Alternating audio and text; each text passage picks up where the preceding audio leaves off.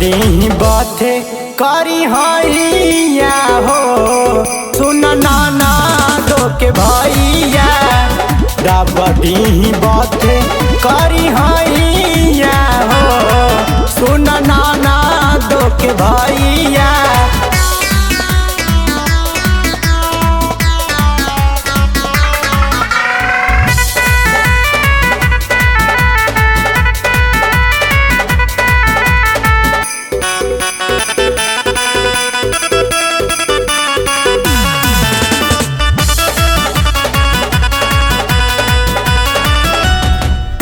नाने उम्र में सैया कैल रकोर हो नैहर के देहिया हमार बाट कमजोर हो।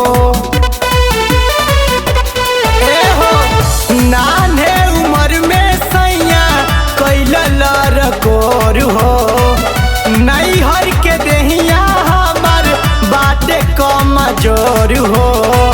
जाके लिया दवाइया हो सुन नाना दो के भैया जाके लिया दीना दवाइया हो सुन नाना दो के भैया दाबदी बाते करी हैया हो सुन नाना दो के भैया दाबदी बाते करी हैया हो सुन नाना दो के भैया।